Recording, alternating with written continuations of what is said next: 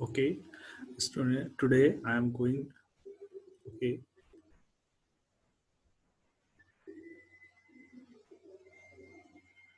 I'm going to describe you about the k-mean clustering techniques. First of all, k-mean clustering technique is an unsupervised iterative clustering technique. In here, unsupervised means there is no supervisor, and we don't have any clear-cut definition about what property one cluster should have. We just have a variable k, which represent that there would be the k clusters after the clustering. It means the k cluster would be generated from the given data set. In partition the given data set into predefined distinct clusters. A cluster is defined as a collection of data points which have certain similarities. It means that in one cluster's data type of the similar characteristic will be there, which are much similar to each other rather than the element of the other clusters. And k-mean clusterings, first of all, what we do, there are following steps that we must follow. There are 6 steps basically we follow.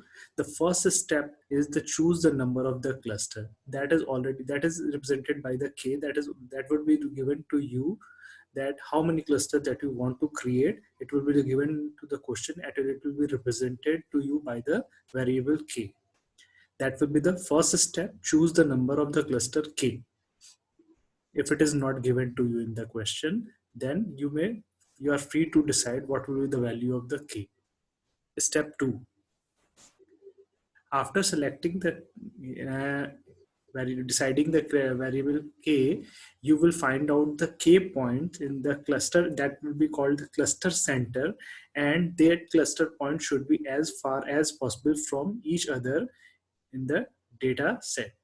You are free to choose them, but you should select in such a way that they are as far away from each other as possible, and they cover all dimensions of the data. You should try for that. This would be the second step. After that, the third step, you shall find out the distance of the rest of the point besides the centroid to the point with the each and every centroid that exists in the data sets. The distance may be calculated by using the Euclidean distance formula.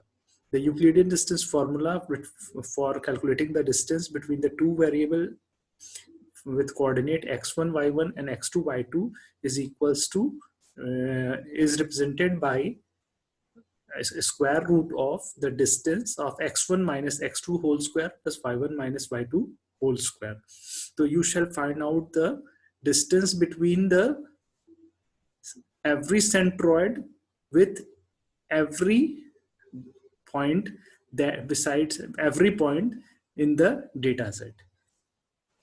It means you shall find out the distance of the each point with the each centroid. Step 4.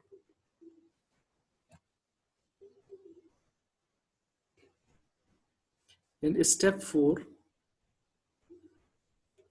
you shall find out that with which or what is the with which of the centroid the data set are closer rather than the other centroids.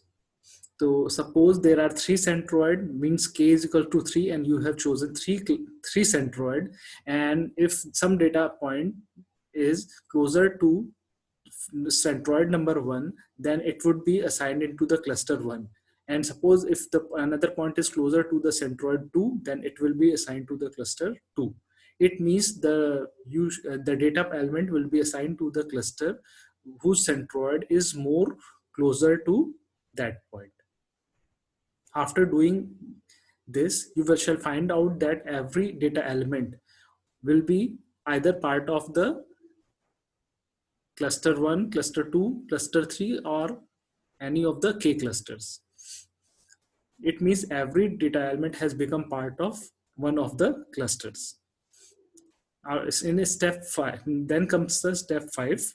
In this step, we again recompute the center of the cluster.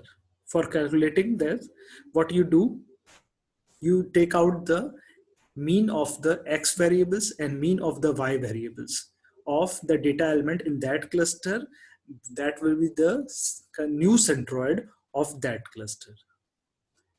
I'm repeating once again. You shall find out the mean of the x coordinates of the data element in cluster and mean of the y coordinates of the data points in the cluster. That would be that x mean and y mean would be the new centroid of that data cluster. Then comes the step number 6. In this step, you shall keep repeating the step number 3, 4, and 5. Means you shall again find out that with respect to new centroids for every cluster, you shall again recheck all the element distance with that set of new cluster centroids, and you shall reassign the data elements to the centroid that is closer to that data elements. You shall repeat the step number 3, 4, 5. You shall, it means find out that in which cluster it should go. It is quite possible that some points that was earlier in the cluster number 1, that uh, that may go to the cluster number 2, or some point in the data cluster from the cluster 2 may go to the in the cluster number 1. It means there can be exchange of data element within between the clusters. This process will continue. I have told you that this is an iterative step, and this will continue until the number of data element into the clusters remain the same, or the center of the centroids does not shift. In these two conditions, I'm repeating, if the new centroid is the same as the last one, or the number of data element in the new clusters are the same as the same as it was earlier, then you may stop. And in some cases, when neither of these two conditions satisfies, then the third condition, that the maximum number of iteration has been reached, then you stop at that step. The main advantage of k-mean clustering are that it complexity is O and KT, where n is the number of instances, k is the number of the clusters, and t is the number of iterations. So the complexity is O and KT.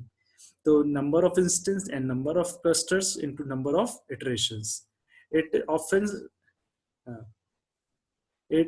complexity can be easily calculated, and it terminates at the local optimum. And the disadvantages are that if you first should specify the number of the cluster in advance. That is not possible for every time, and it is responds very poorly to handle the noisy data or outliers. So it is not suitable to identify the non-spherical or non-convex shape also. Some irregular shape, in that case it may show a very poor results, and the clustering may be very poorly done. I'm going to show the same procedure with an example. In the given example, here you find out that there are 5 points A, B, C, D, E, and their coordinate is given shown in the diagram. What will you do? First, I have decided that I shall divide it into the two clusters, and I have assumed that my cluster centroids are, I have selected point A and C as the two centroids or centers. Then after doing that, what I shall do, that in the step I shall find the center, and then I shall find out the each remaining points that are B, D, and E distance from A as well as from the C. After calculating the Euclidean distance from both the coordinate, like this, I am finding x2 minus x1 whole square plus y2 minus y1 whole square and under root. I have calculated the distance, and I have already created a table here. I am going to show you that here these are the 5 points A, B, C, D, E. their coordinates are given along besides them, and I'm showing here in the first column the distance of these points with the center 2 comma 2, and in column number 3 I'm showing the distance of these points with the center 1 comma 1. So I have already calculated that, and in the table you can clearly see that what are the actual distance of these points from the selected centers, cluster centers. In the fourth column, I have assigned these points to a certain cluster with which its distance is closer is less than the other one. So in the first column, the one is 0 and another one is 1.41. The 0 is less than 1.41. So the point A has been assigned to the cluster C1. In the second one, the point B distance from the cluster 1 center of cluster 1 is 1, and from the center of cluster 2 is 2.24. So it will be assigned to the cluster C1. Similarly, point number C distance is closer to the cluster 2, so it has been assigned to the cluster 2. The D is closer to the cluster 1, so it has been assigned to the cluster 1, and E has been assigned to the cluster C2 because it is closer to C2 rather than C1. So the 4 points have been A, B, E, D have been A, B, and E, D have been assigned to the cluster 1, and the 2 points C and E has been assigned to the cluster number 2. We shall not stop here. This is an iterative process, so we shall again find out the newly formed cluster 1 with 4 points center, and the cluster 2 center with 2 points. That would be calculated by taking the x mean and y mean of the points in the cluster. So using the x mean and y mean of the cluster 1 points, we find out the new center as 2.67 comma 1.67. Similarly, in the cluster 2, we find out the center as 1.25 and 0.75. Again, after repeating, we find out that the same cluster points are again attained. So we stop there, and our final cluster are formed. Okay, that's all about the cluster k-mean clustering. Hopes I that you have got my point. Thanks for joining.